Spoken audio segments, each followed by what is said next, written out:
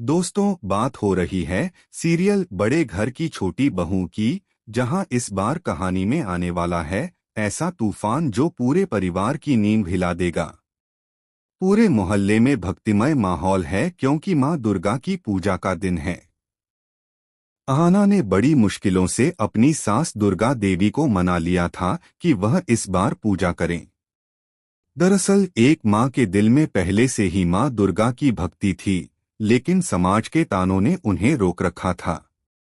चारों बहुएं एक साथ खड़ी थीं और दुर्गा देवी ने भी ठान लिया कि अब डरने का वक्त नहीं, इस बार मां की पूजा जरूर होगी।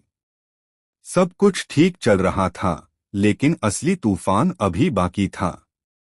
विसर्जन के वक्त पूरा घर झूम रहा था, ढोल बज रहे थे और बहुएं नाचते हुए मां दुर्गा को विदा कर रही थीं। तभी कहानी में प्रवेश होता है श्यामल का, ठाकुर जी का चहेता, जो दिखावे में तो मासूम है, लेकिन अंदर से पूरी तरह जहर भरा हुआ। श्यामल धीरे धीरे अहाना के पास आता है और कहता है, भाभी जरा ये शरबत पी लीजिए, गर्मी शांत हो जाएगी। अहाना पहले तो मना करती है, लेकिन उसकी मीठी बातों में आकर वो शरबत पी लेती है। किसी को क्या पता था कि वो शरबत भांग मिला हुआ था। कुछ ही देर में अहाना खुद पर काबू खो बैठती है। संगीत, नाच और भीड़ के बीच वह बेहोशी में झूमने लगती है। लोगों की नजरें उस पर टिक जाती हैं। एक संस्कारी बहू जो अब नशे में धुत होकर सबके सामने तमाशा कर रही है। और वहीं होता है सबसे बड़ा अपमान मां दुर्गा के विसर्जन का।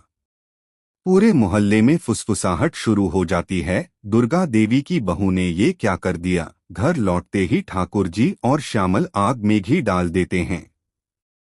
ठाकुर जी कहता है, हमने तो मना किया था, लेकिन अहाना ने भांग पी ली और सबके सामने बुरा बर्ताव किया। दुर्गा देवी के चेहरे पर अविश्वास साफ झलकता है।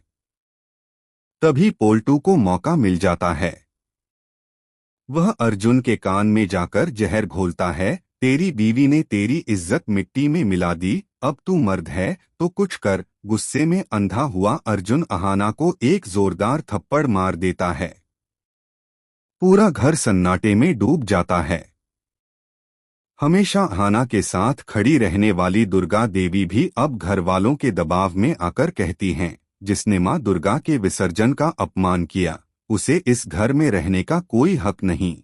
और फिर अहाना को धक्के मारकर घर से बाहर निकाल दिया जाता है। ठाकुर जी के चेहरे पर मुस्कान है, जबकि पोल्टू और श्यामल की आंखों में जीत की चमक।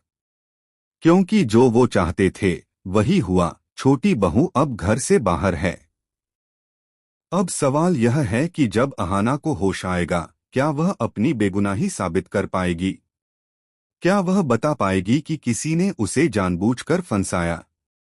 और क्या ठाकुर जी की चाल एक दिन सबके सामने आएगी?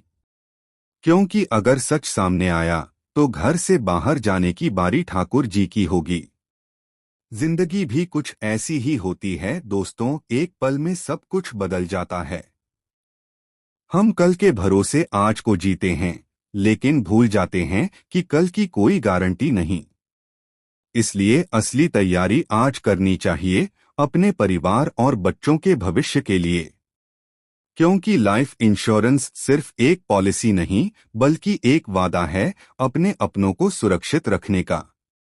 तो दोस्तों, कमेंट में लिखिए, मैं अपनी फैमिली के लिए रेडी हूं, और इस साल का लाइफ इंश्योरेंस प्लान 2025 जरूर लीजिए।